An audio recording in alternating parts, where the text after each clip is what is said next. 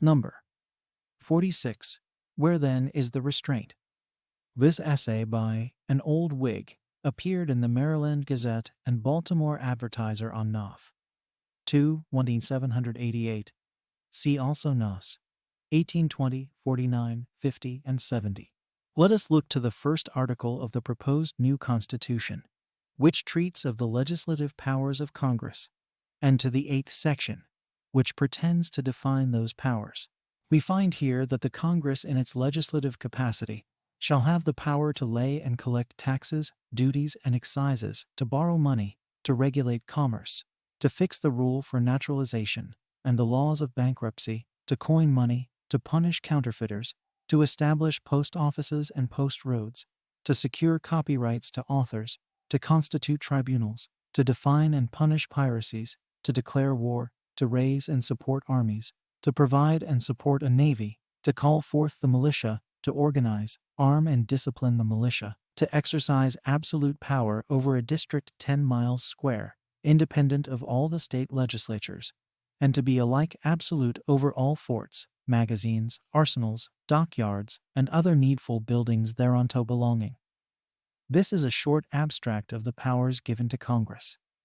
These powers are very extensive, but I shall not stay at present to inquire whether these express powers were necessary to be given to Congress, whether they are too great or too small. My object is to consider that undefined, unbounded, and immense power which is comprised in the following clause, and to make all laws which shall be necessary and proper for carrying into execution the foregoing powers, and all other powers vested by this Constitution in the government of the United States, or in any department or offices thereof. Under such a clause as this, can anything be said to be reserved and kept back from Congress? Can it be said that the Congress have no power but what is expressed? To make all laws which shall be necessary and proper, or, in other words, to make all such laws which the Congress shall think necessary and proper, for who shall judge for the legislature what is necessary and proper? Who shall set themselves above the sovereign? What inferior legislature shall set itself above the supreme legislature? To me it appears that no other power on earth can dictate to them, or control them, unless by force, and force, either internal or external, is one of those calamities which every good man would wish his country at all times to be delivered from. This generation in America have seen enough of war, and its usual concomitants, to prevent all of us from wishing to see any more of it all, except those who make a trade of war.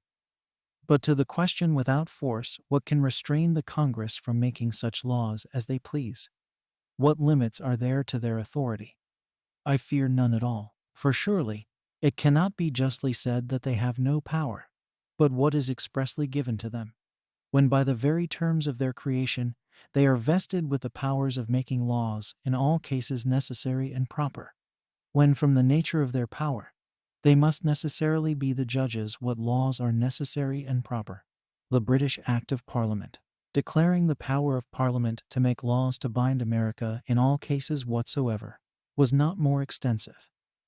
For it is as true as a maxim, that even the British Parliament neither could nor would pass any law in any case in which they did not either deem it necessary and proper to make such a law, or pretend to deem it so. And in such cases it is not of a farthing consequence whether they really are of opinion that the law is necessary and proper, or only pretend to think so. For who can overrule their pretensions? No one, unless we had a Bill of Rights, to which we might appeal, and under which we might contend against any assumption of undue power, and appeal to the judicial branch of the government to protect us by their judgments. This reasoning, I fear, is but too just. And yet, if any man should doubt the truth of it, let me ask him one other question. What is the meaning of the latter part of the clause, which vests the Congress with the authority of making all laws which shall be necessary and proper for carrying into execution all other powers besides the foregoing powers vested, etc., etc.? Was it thought that the foregoing powers might perhaps admit of some restraint, in their construction, as to what was necessary and proper to carry them into execution? Or was it deemed right to add still further that they should not be restrained to the powers already named?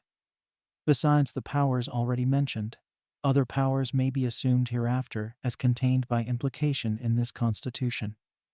The Congress shall judge of what is necessary and proper in all these cases, and in all other cases, in short, in all cases whatsoever. Where then is the restraint?